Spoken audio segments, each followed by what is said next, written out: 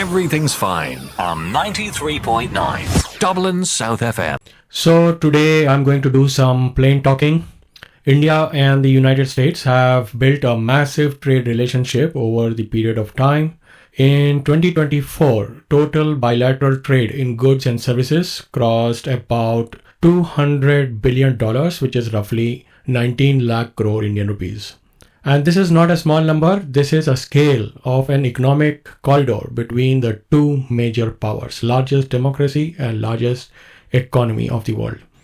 But numbers alone do not tell the truth. The truth lies in the structure. The truth lies in who gains from this partnership and whether this is a partnership.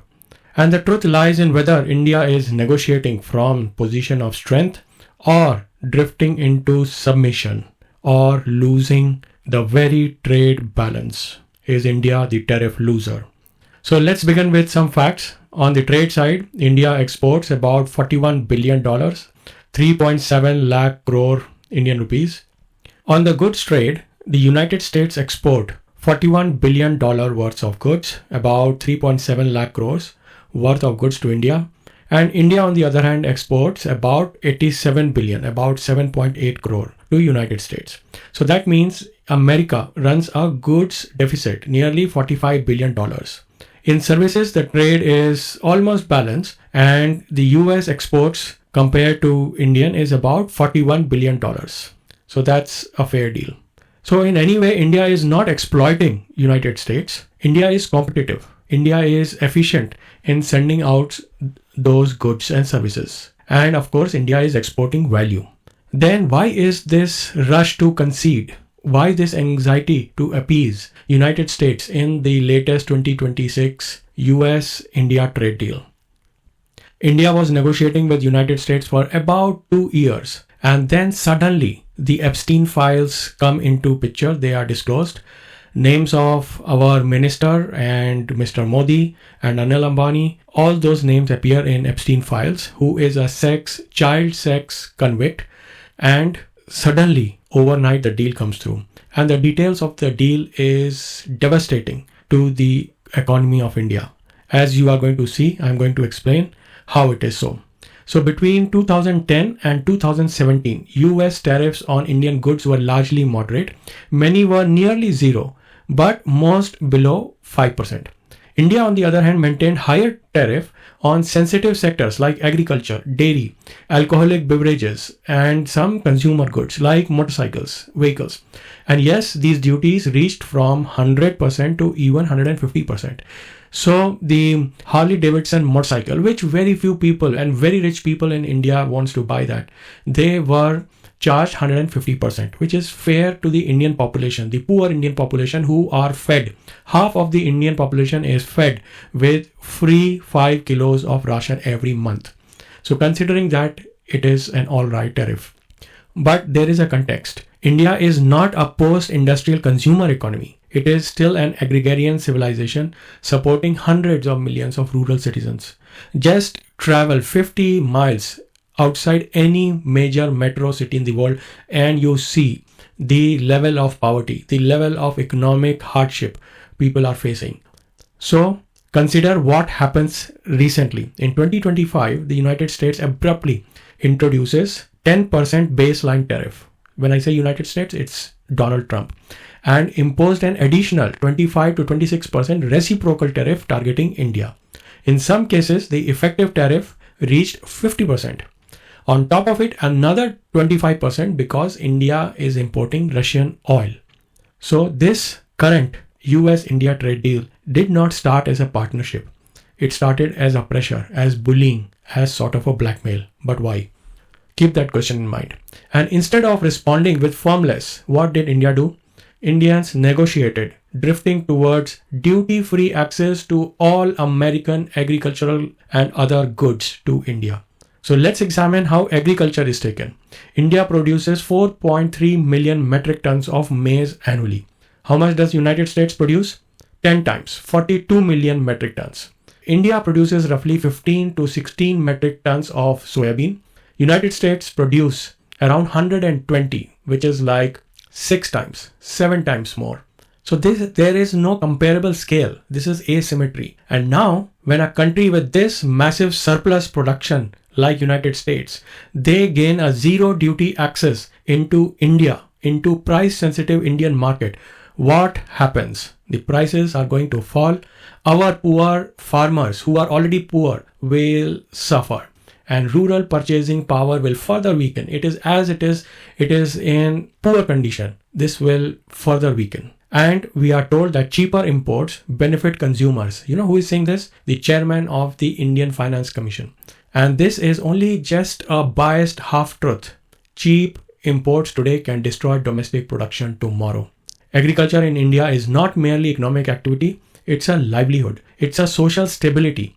It is a civilizational continuity. And this government tends to forget that. And now let's talk about subsidies. The United States provide approximately $16 billion worth of subsidy to its own farmers, which is about 1.45 lakh crore annual subsidies. And what does India give? A meager rupees 6,000 per family under income support scheme. Now, where is the level playing field? Who is designing these US-India trade deal? And when Indian farmers are asked to compete against these heavily subsidized excess supplies from American agribusiness without equivalent state backing, what exactly are we defending? Indian farmers are sitting duck. We are not defending free trade. We are defending imbalance. This government is defending US government, US farmers, not the Indian farmers. Let's have another example. Let us turn to cotton and textiles. India is one of the largest producer of cotton. Our textile sector employs millions across states like Maharashtra, where BJP is in power, Gujarat, BJP is in power, Telangana, Punjab, and Tamil Nadu. And India exports cotton and yarn worth $2.7 billion, around 24,000 crore Indian rupees to Bangladesh, our neighbor. And Bangladesh then exports garment to United States. So this is how the chain of goods happen. So now Bangladesh receives zero tariff access in the US market, while India faces higher duties. So Indian finished textiles are going to be less competitive. And if Bangladesh now begins to source cotton from United States because of zero tariff, instead of India, our farmers are going to lose twice. We are sandwiched. And we are already importing American cotton worth 3,400 crores. So what we are trying to say is this current government, is Modi's government trying to convert the Indian farmers into something else by taking away their livelihood, their agricultural livelihood, just to please and appease the American farmers. The chairman of the Finance Commission of India, Dr. Arvind Panagrihe, he wrote an article in Economic Times a couple of days ago, and I was absolutely disgusted and dismayed because he used an example of protectionist corn law of 1840 as an example of Britain. According to that law, there were tariff on the corn grown in Britain. So the government repealed that law. And our chairman, the Finance Commission of India, is giving that example, saying that look at Britain, they also removed tariff. So what's wrong India is doing? Let me ask him if he's listening. Who were growing the corn in Britain at the time, 1840? Rich Tory farmers. And who were suffering? The workers, the laborers of Britain, because the corn prices were high and the bread was therefore very expensive. It was called Hungry 40s. And there was another problem. At the time, the potato crops failed. So people were dying hungry in Britain. Compare it with India. The Indian farmers are already poor. So how can the chairman of Indian Finance Commission compare the repealing, the removing of the tariff in these two cases? On top of it, our esteemed newspaper called Economic Times of India, or the Economic Times, the editor publishes this ridiculous argument. So this is altogether a brick, another episode of Godi media. And I would say this is a misinformation together to support the American farmers. Now consider the energy. India imported crude oil worth 168 billion, about 15 lakh crores from Russia between 2022 and 26 this year because of the Russian-Ukrainian war. And these imports reportedly saved India about $20 billion because of the discounted pricing. We all know that. Currently, who is the Petroleum Minister of India? Hardeep Singh Puri, the same man who is now revealed to be another Modi's man, talking to that child sex convict called Epstein. Who is the other Modi man? Anil Ambani, you know that. So even after the disclosure of Hardeep Puri in the Epstein Files, this minister is not resigning. and shamelessly clinging on to his portfolio. And why is he Modi's man? Allegedly because he had discussed Digital India and Make in India with Epstein months before Modi government itself declared these government schemes. And this Hardeep Puri was neither member of the ruling BJP nor government official then. Still, he was bypassing our Indian highly competent and learned foreign service diplomats. I feel really sorry for our foreign service who have protected Indian interests irrespective of the government at Delhi. Hats off to them. And the way this government is running a shadow service using Anil Ambani, Hardeep Puri, or for that matter, killings in Canada using some Bishnoi gang. As the details are emerging, it is not fair to the Indian civil services. Therefore, when US says that India has to stop buying Russian oil and purchase the US and the Venezuelan oil, there is something fishy in the US trade deal. And energy is not a moral debate. Energy is economic survival of India.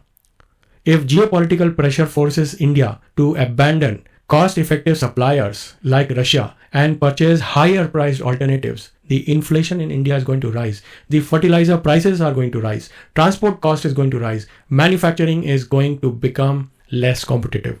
And once again, ordinary Indians have to pay the price. Here is a bigger bully in the US trade deal.